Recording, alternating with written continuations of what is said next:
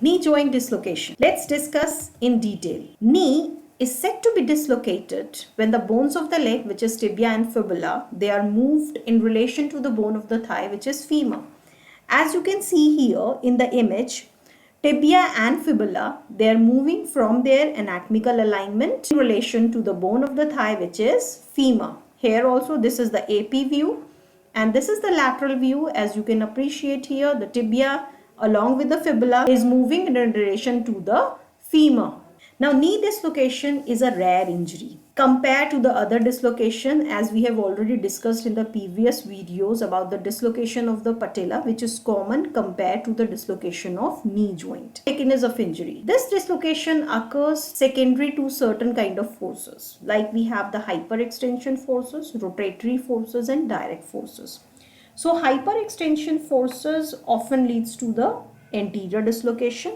And this is an example of a hyperextension force. As you can see here, the joint is going into hyperextension and this will result into dislocation, and often it is an anterior dislocation. This is an example of the rotatory forces which will lead to the dislocation and the direct forces. These examples are mostly taken from the sports because we can see here, appreciate here, because in road traffic accident we do not get to see how the forces are acting, because the patient is most of the time is inside the vehicle. Causes. Knee dislocation usually occur due to high energy trauma, because in high energy trauma, injuries resulting in axial load to a flexed knee.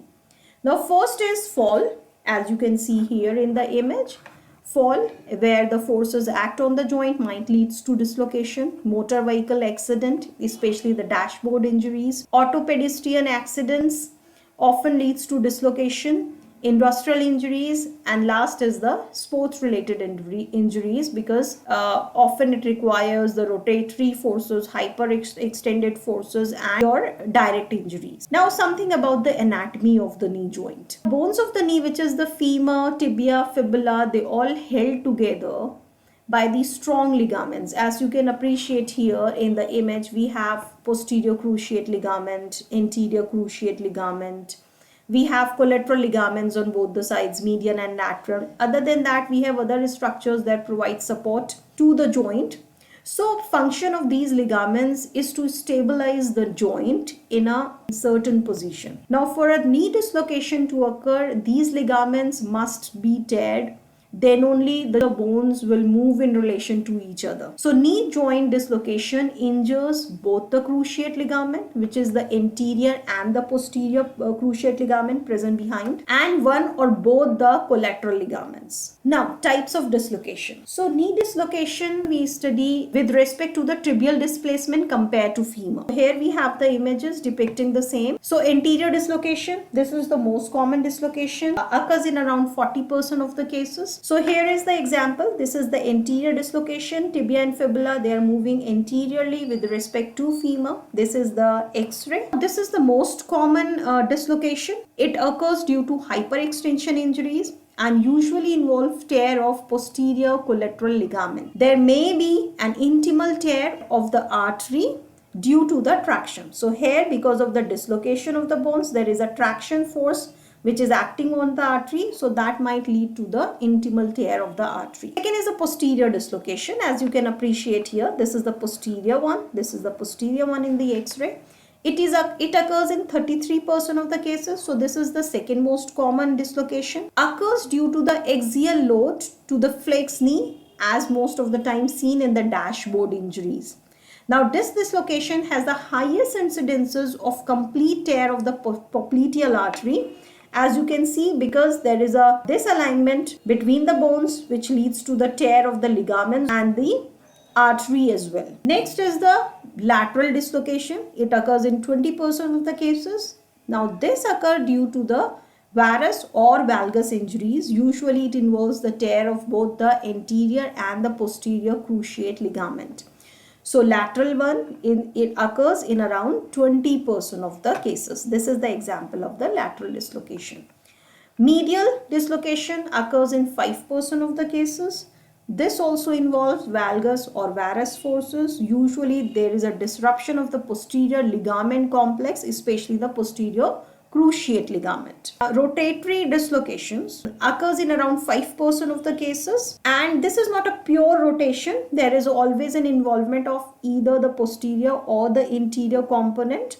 So the posterior lateral dislocation is most common in rotatory category. Clinical features. So first of all, patient will give you the history of trauma, what kind of forces they have acted on the knee joint, and whether they were the hyperextended forces or there was a rotational component involved. If it is a road traffic accident, orthopedestrian accident, fall, what type of fall was that? So history of trauma. Second is the severe pain in the knee joint. Next, knee will look deformed. As you can appreciate here, in the image, if there is a severe disalignment, so overall appearance of the knee will get changed, joint will be deformed. Usually straight line of the leg will be crooked or angulated. If we examine or look the extremity of the patient, you will notice that the alignment between the femur and the leg will get disturbed. Sometimes there will be no feeling below the knee. That indicates there might be a nerve injury. So serious symptoms include loss of pulse below the knee if we palpate the dorsalis pedis artery or the posterior tibial artery, loss of feeling below the knee,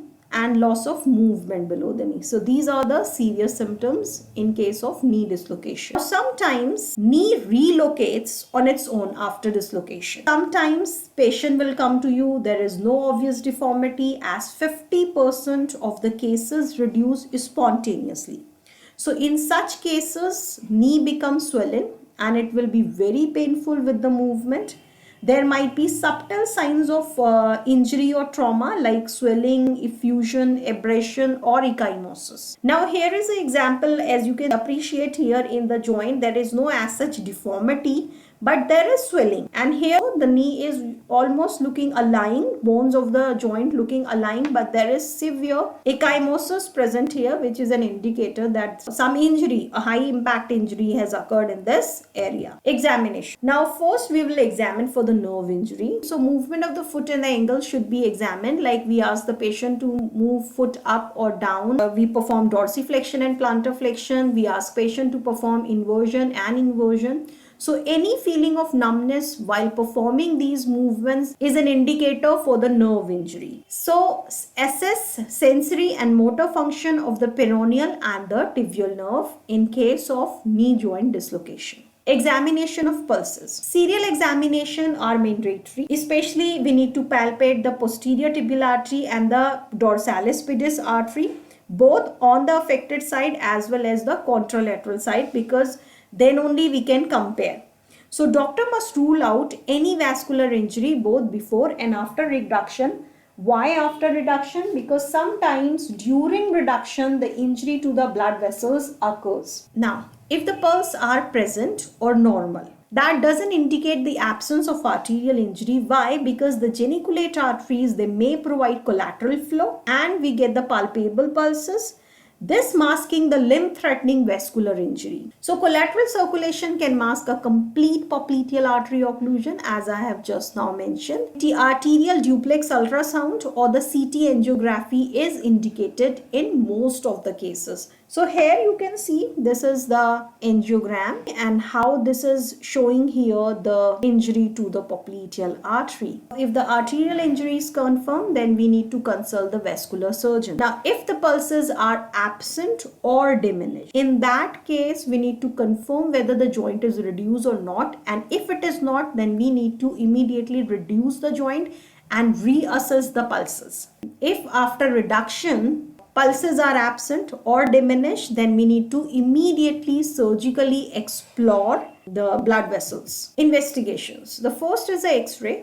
X-ray is done to make sure there is no fracture around the joint and to confirm the dislocation. Second is the arteriogram, which is an X-ray of the artery. It is done to detect the injuries of the artery. And last is the MRI. It is done to know the ligaments and the other soft tissues which are damaged during the dislocation. As I have mentioned, that this dislocation does not occur unless or until there is an injury to the soft tissues around the knee joint, especially the ligaments. Treatment. So priority of a treatment is to ensure the proper treatment of any vascular or the nerve injuries. Once it is done, then our attention can turn to address other injuries. Second is ligament, cartilage and menisci are usually damaged at the time of dislocation. In such cases, surgical reconstruction is required, and this reconstruction usually requires multiple ligament reconstruction. Commonly reconstructed ligaments are anterior cruciate ligament and posterior cruciate ligament. Areas of cartilage damage are repaired and menisci tear are either cleaned up or repaired. Now here is the joint, and as you can appreciate that we have the anterior posterior cruciate ligament and the collateral ligament, both the sides we have the menisci. These structures often damage at the time of dislocation. So in such cases, surgical reconstruction of these structures is required, and most of the time multiple ligaments are reconstructed. Commonly reconstructed ligaments are the ACL and PCL, the anterior cruciate ligament, and behind we have the posterior cruciate ligament. Reduction of joint. Technique for the knee joint close reduction. Now in case of anterior dislocation, there should be a longitudinal traction or the axial traction against the counter traction. In case of anterior dislocation, there should be an anterior translation of the femur. In case of posterior dislocation, first we'll give the axial traction against the counter traction, and then anterior translation of the tibia is done. For the medial, lateral and rotational dislocations, axial traction is given and then manipulation is done opposite to the present deformity. Like if the joint is more towards the medial side, then the manipulation is applied towards lateral side. Whatever type of dislocation it is, after close reduction, knee should be splinted with 20 to 30 degrees of the flexion. Now comes the immobilization followed reduction. Immobilization is of utmost importance because it prevents the further injuries. It initiates the healing process of the tissues, and joint should be immobilized in a brace or a splint. In some cases, closed reduction cannot be done. In such cases, open reduction is the treatment of choice. Indications for open reduction are irreducible knee first, second, posterolateral dislocation, next, open fracture dislocation, obesity where it is very difficult to obtain close reduction, and last is the vascular injury. These are the conditions where open reduction is the treatment of choice. At last we have the complications. So knee stiffness is the first complication when we put knee in a brace or in a plaster cast and immobilize it for a long time, then it will lead to the stiffness. So first is the stiffness of the knee joint. Second, instability of the knee. As I have mentioned that in this dislocation, there is a injury of the ligaments of the soft tissue structures which are present around the knee joint. So there might be instability if the soft tissue structures are not healed or treated properly. Injury to the popliteal artery, which is often common in the posterior dislocation of the knee joint. Injury to the common peroneal nerve. And last is the amputation if the treatment is not given on time, and if there is a vascular injury and the patient report to the doctor not on time, that might lead to the amputation. So this is all about knee joint dislocation. If you like the video, then do like, share and subscribe our channel. Have a good day.